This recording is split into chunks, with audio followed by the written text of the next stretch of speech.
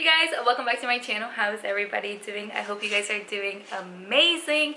It is yet another gloomy day here in Florida. It's been so cold outside, so it is a day to stay in. And luckily for me, I prepped a bunch of dough yesterday, so today we're gonna be doing a ton of baking. I'm gonna start by baking some sourdough bagels, which is probably one of the easiest things to make. You literally just put the ingredients in a bowl, mix it up, and then let it rest on the counter for like 12 hours, and then the next day you're ready to bake.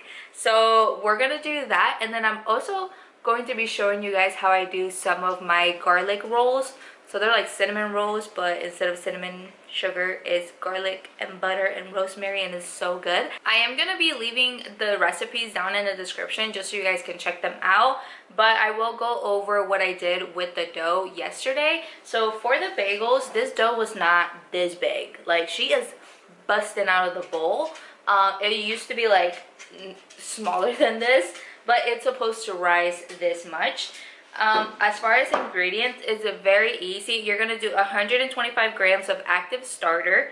You're going to do 300 grams of warm filter water, 500 grams of unbleached flour. I use a King Arthur bread flour, 12 grams of salt. I did 16 because I like it to have a little bit more salt. 10 grams of sugar. That's it. You're going to go ahead and put all of that in a bowl, mix it up really well, and knead it for like, I don't know, 10 minutes. If you have a stand mixer, you can do it in the stand mixer and then you don't need to knead it. But if you don't have a stand mixer, go ahead and knead it very well for like 10 minutes, and then you're gonna let it rest for 30 minutes, and you're gonna do a set of stretch and folds, and then you're gonna let it rest for another 30 minutes and do another set of stretch and folds, and that's it. That's if you don't have a stand mixer. So if you don't have a stand mixer, you do 2 sets of stretch and folds.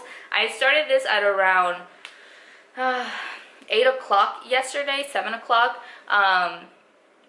So I was done at like 9:30, and then I let it rest. It's actually 10:30, so it's been more than 12 hours. Usually you want to let your dough rest from 8 to 12 hours. I don't know what happens if you do more. I guess we'll see. But I'm gonna start shaping my bagels. Just like that. And now we're gonna take this off of her.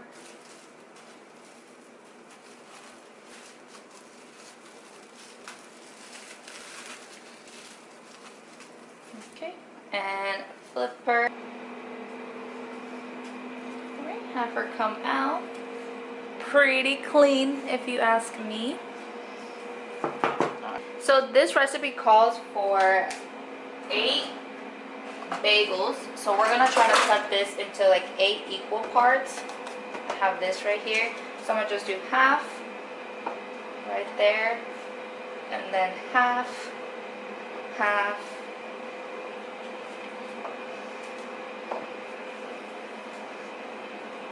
separate them.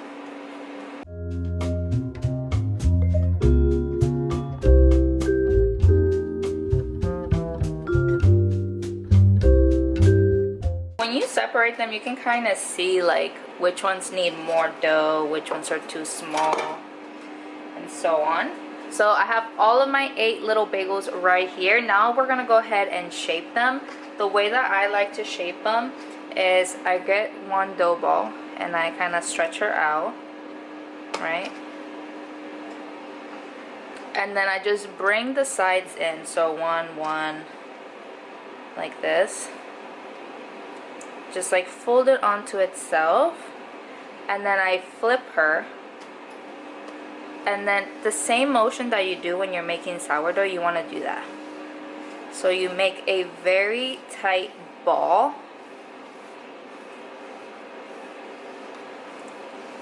and it should look like that. So now I'm going to do that to all of them.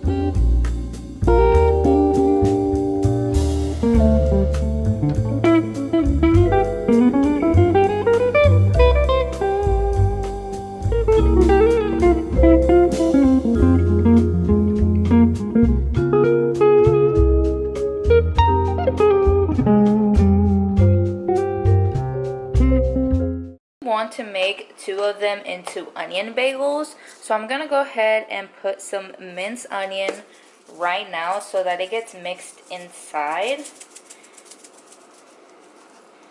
And this is actually something new because I haven't tried to do this yet.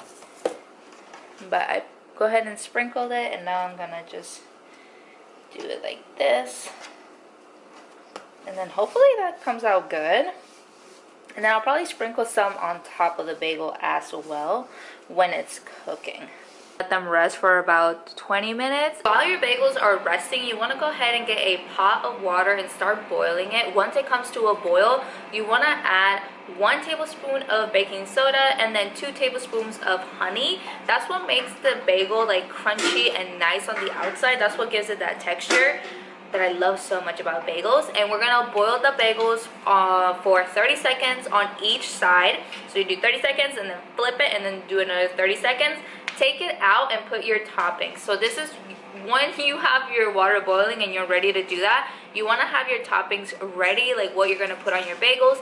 If that's an everything seasoning, onions, Asiago, cheddar, jalapenos, whatever you want to add to it, you want to have that ready so that when they come out of the water, they're still sticky from the water. So you want to put your toppings right on top. I'm going to be doing Asiago bagels, cheddar bagels, and then the onion bagels. So I already have my cheese shredded. Everything is ready to go. We just have to wait for the water to boil. While the water is also boiling, I'm going to go ahead and preheat my oven to 425 degrees Fahrenheit. That way, when we're done boiling them, they're ready to go into the oven and bake. My water is coming to a boil, so I'm going to go ahead and add my 1 tablespoon of baking soda and 2 tablespoons of honey.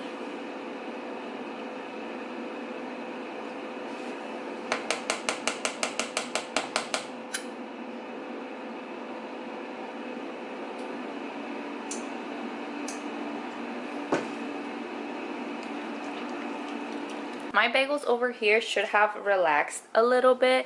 I'm gonna go ahead and give them 1 more of these.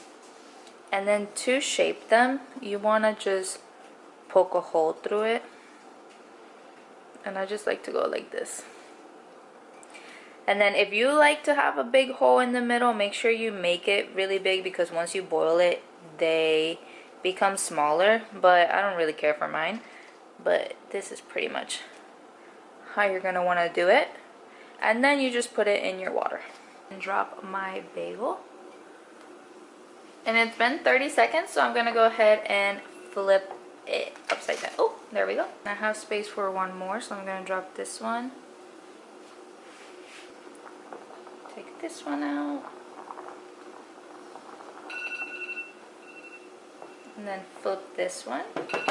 I already added some Asiago to these 2 bagels. I'm gonna add Asiago to 1 more right there, and I like to put a lot.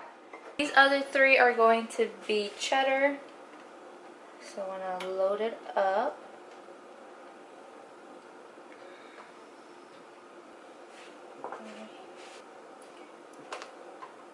I'm just gonna sprinkle some of these on there. It's gonna be very oniony. Just like that. To bake the bagels, you're going to want to get parchment paper on a sheet like this one, and you're going to want to transfer all your bagels to the sheet. I like to do it separately just because I don't want the sheet to get soggy and like all messed up with the water from the bagels. So now we're just going to place them.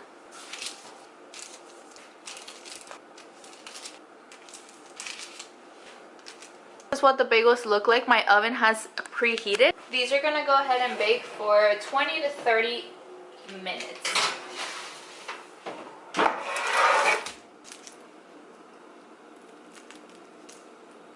They look so good. Oh my god. And they smell delicious. I cannot wait, specifically for this one. This is a new flavor I haven't tried, and I just cannot wait to eat this. I'm gonna let them cool down a bit. You can also just, once they come out of the oven, maybe let them rest for just a tiny bit and then eat them warm. You can do that. They taste amazing when they're warm. But yeah, this is what the bagels look like. I think the bagel I'm going to eat is the onion bagel because I'm really excited to try it out. I'm gonna go ahead and cut it in half. She looks so good. Oh my goodness. I'm so excited. I'm gonna go ahead and put some cream cheese on this and have it ready for a taste test. I also went ahead and cut into this cheddar one just because she looks so puffy. And this is what the inside looks like. It looks so good. It does look a little more dense than usual, but they are very fluffy and the outside is very crispy. I cannot wait to bite into these. And they smell so good. To store my bagels, I usually keep them in my oven, in this Dutch oven. So I just put them all in here, keep them inside the oven, and then in the mornings when I'm ready to eat one, I just take it out of here, and that's pretty much it. So I just store my bread in here. You can also store it in the fridge if you want, or in an airtight container. I'm gonna do the top part of the onion bagel.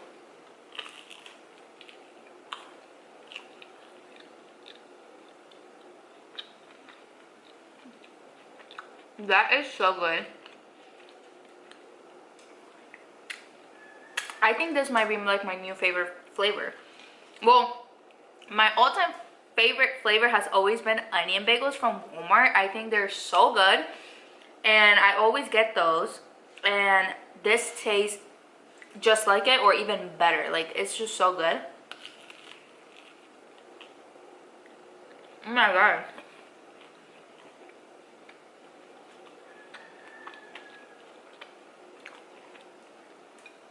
And it has such a nice crunch too. I'm gonna take a bite of the bottom.